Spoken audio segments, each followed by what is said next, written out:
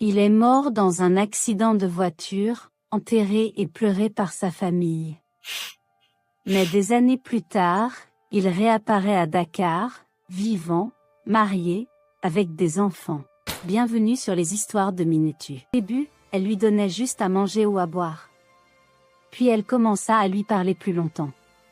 Chidi racontait son histoire petit à petit, la gosse, son magasin, sa mère, le voyage en bus. Amina l'écoutait sans l'interrompre. Elle croyait en lui. Elle se disait, cet homme a souffert, mais il a un bon cœur. Peu à peu, Chidi revenait tous les jours près de son étal. Il l'aidait à porter les tissus lourds, à ranger les marchandises. Il apprenait quelques mots de Wolof. Les gens du marché commencèrent à le connaître. On l'appelait « le Nigérian gentil ». Amina lui trouva un petit endroit où dormir, chez un cousin qui avait une chambre vide. Elle lui prêta des habits propres. Chidi reprenait des forces. Avec le temps, une belle amitié naquit. Puis l'amour arriva doucement. Chidi regardait Amina avec admiration. Elle était belle, intelligente et généreuse. Amina, elle, voyait en Chidi un homme honnête et courageux. Ils passaient des soirées à parler de leurs rêves. Chidi racontait son projet de magasin. Amina parlait de son envie d'agrandir son commerce. Ils se comprenaient.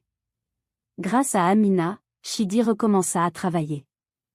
Il l'aidait au marché, puis il fit de petits commerces, acheter et revendre des téléphones d'occasion, des chaussures, des pièces détachées. Il avait le sens des affaires. L'argent commença à rentrer. Il remerciait Amina tous les jours. Elle souriait et disait, « C'est toi qui travailles dur. Moi je t'ai juste donné un coup de pouce. » Leur amour grandit. Ils se promenaient le soir le long de la corniche. Ils riaient ensemble. Chidi se sentait revivre. Il pensait encore à sa famille à Lagos, mais la douleur s'éloignait un peu. Il se disait qu'un jour il retournerait les voir. Pour l'instant, il voulait construire une nouvelle vie avec Amina. Les mois devinrent des années. Chidi changea beaucoup. Avec l'aide d'Amina et son propre courage, il devint un commerçant connu à Dakar. Il achetait des marchandises en gros au port et les revendait avec une bonne marge. Il investit dans plusieurs boutiques, pièces auto, téléphones, tissus importés. Il créa des contacts avec des hommes d'affaires importants. L'argent arriva en quantité. Il acheta une belle maison avec un grand jardin.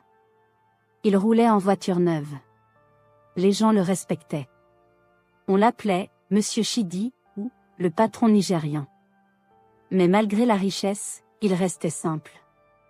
Il portait des habits normaux, saluait tout le monde au marché, donnait de l'argent aux pauvres. Amina était fière de lui. Elle continuait son commerce, mais plus petit, parce que Chidi s'occupait maintenant des grosses affaires.